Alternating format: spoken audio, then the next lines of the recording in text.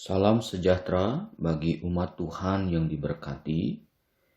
Bertemu kembali kita dalam renungan firman Allah yang terus akan memberkati, menguatkan, dan memberikan pengharapan di tengah-tengah kehidupan yang penuh dengan pergumulan ini.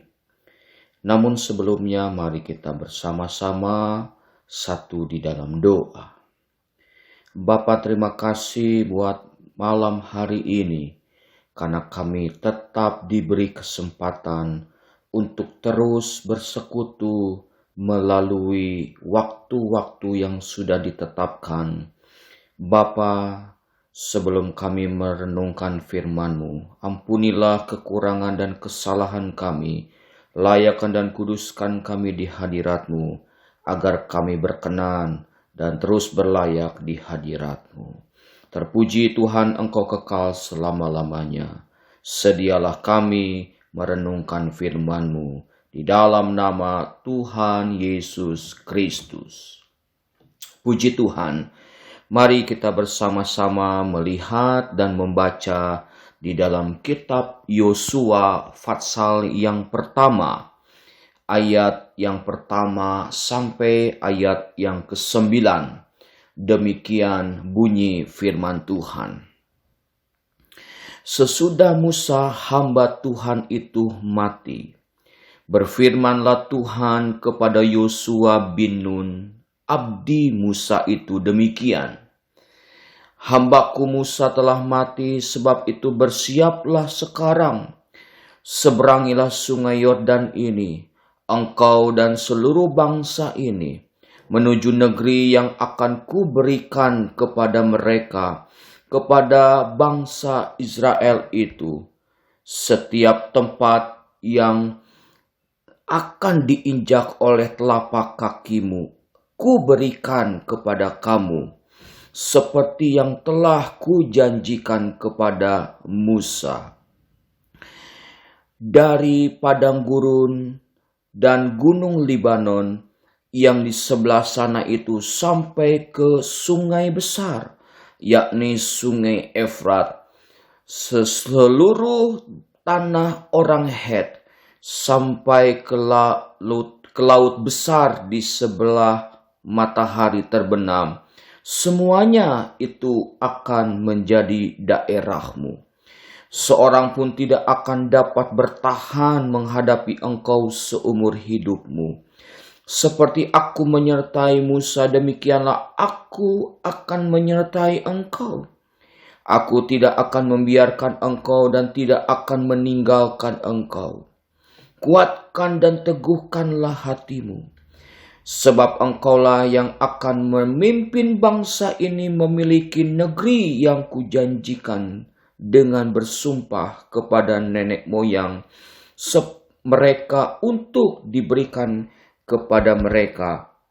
Hanya kuatkan dan teguhkanlah hatimu, dengan sungguh-sungguh bertindaklah hati-hati sesuai dengan seluruh hukum yang telah kuperintahkan kepadamu oleh hambaku Musa. Janganlah menyimpang ke kanan atau ke kiri, supaya engkau beruntung kemanapun engkau pergi. Janganlah engkau lupa memperkatakan kitab Taurat ini, tetapi renungkanlah itu siang dan malam, supaya engkau bertindak hati-hati sesuai dengan segala yang tertulis di dalamnya. Sebab dengan demikian perjalananmu akan berhasil dan engkau akan beruntung. Bukankah telah kuperintahkan kepadamu, Kuatkan dan teguhkanlah hatimu, janganlah kecut dan tawar hati, sebab Tuhan Allahmu menyertai engkau kemanapun engkau pergi. Puji Tuhan, pembacaan ayat yang mungkin bagi kita tidak asing, tapi pada malam hari ini, mari kita akan kembali merenungkan kebenaran firman Allah ini. Kita memahami bahwa Yosua adalah pemimpin setelah hamba Tuhan Musa meninggal. Dan di dalam pasal pertama ini ada ayat-ayat diberikan secara khusus kepada Yosua. Mengapa ayat-ayat ini, perkataan Allah ini langsung datang kepada Yosua? Tentu dengan beberapa alasan. Yang pertama, bahwa perjalanan Yosua tidak akan mudah dalam membawa bangsa Israel ini.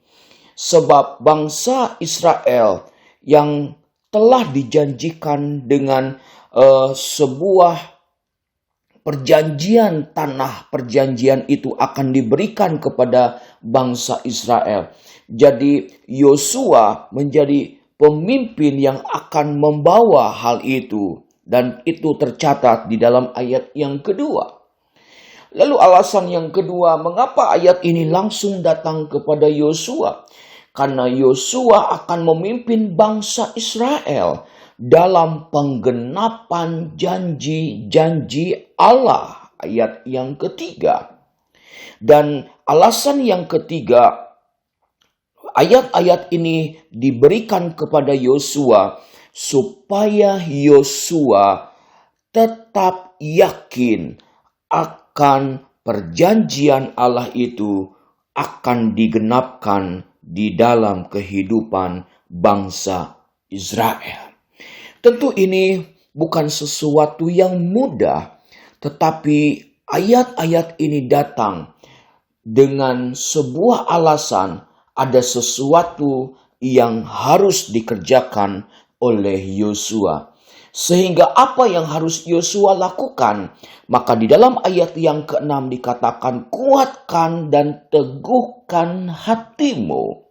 Dalam salinan yang lain, kalimat ini berkata, hendaklah engkau yakin dan berani. Yakin yang dimaksudkan adalah yakin terhadap janji Allah akan digenapkan. Dan berani berjalan dalam janji Allah tersebut. Dan yang kedua, apa yang harus dilakukan oleh Yosua? Dikatakan ayat yang ke-7, bertindak hati-hati. Ini berbicara tentang komitmen untuk taat. Dan yang ketiga, apa yang harus dilakukan oleh Yosua? Ayat yang ke-7 dikatakan, jangan menyimpang ke kanan dan ke kiri. Lalu dikatakan ayat yang ke-8, yang keempat adalah terus merenungkan dan memperkatakan firman Tuhan. Puji Tuhan. Dan kita melihat di dalam kitab Yosua pasal 23. Yosua pasal 23 ayat yang ke-14 dikatakan, maka sekarang sebentar lagi aku akan menempuh jalan yang fana. Sebab itu insaflah dengan segenap hatimu dan dengan segenap jiwamu, bahwa satu pun dari segala yang baik yang telah dijanjikan kepadamu oleh Tuhan Allahmu, tidak ada yang tidak dipenuhi. Semuanya telah digenapi bagimu. Tidak ada satu pun yang tidak dipenuhi. Jadi kita melihat dalam ayat ini, janji Allah itu digenapkan dalam kehidupan Yosua. Bapak, Ibu, saudara-saudara yang saya kasihi, mungkin pada saat ini Ayat-ayat ini datang kepada kita, mengingatkan kepada kita bahwa Allah yang kita sembah dengan Allah yang disembah oleh Yosua adalah Allah yang sama. Jadi ayat-ayat yang kita baca pun adalah menjadi bahagian kita. Sebab Yosua akan menghadapi perjalanan yang tidak mudah.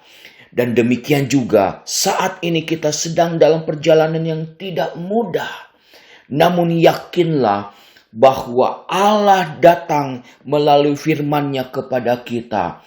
Karena kita adalah orang-orang yang berbahagia. Yang akan dimampukan untuk berjalan. Untuk menghadapi hari-hari yang kita akan jalani.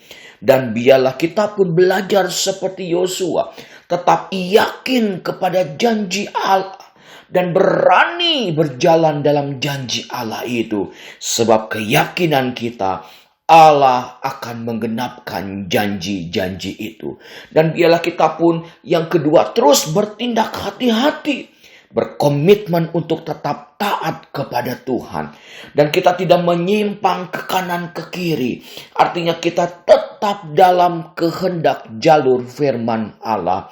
Dan yang terakhir, kita terus memperkatakan, merenungkan firman Tuhan. Maka firman Tuhan ya dan amin. Dia akan menggenapkan janjinya bagi kita semuanya. Mungkin pada malam hari ini, saudara sedang dalam pergumulan, sedang dalam hal-hal yang sedang dihadapi. Mari tetap semangat, mari tetap kuat, tetap yakin kepada janji Allah, dan terus berani berjalan dalam janji Allah. Sebab janji Allah akan digenapkan dalam kehidupan kita.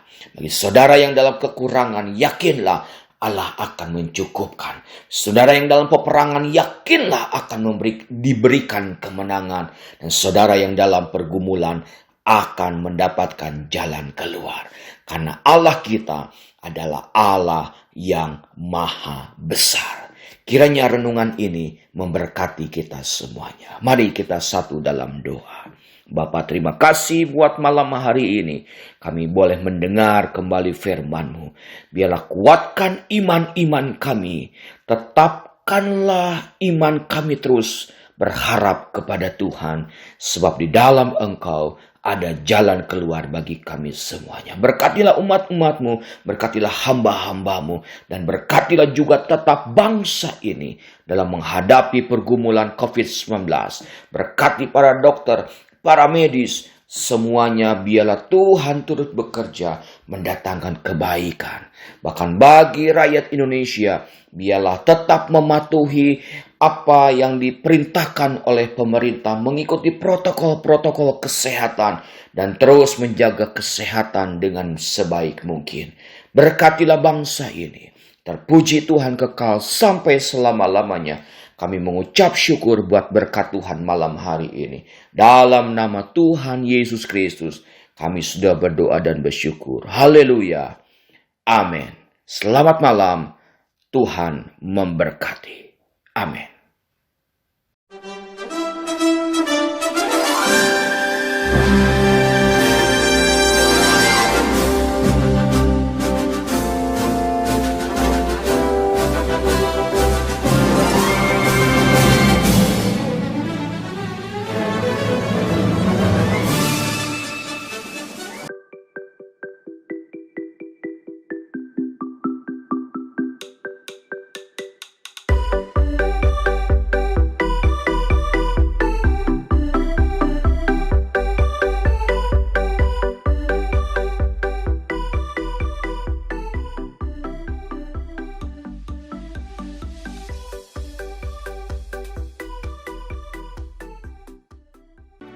Gerejaku adalah rumahku.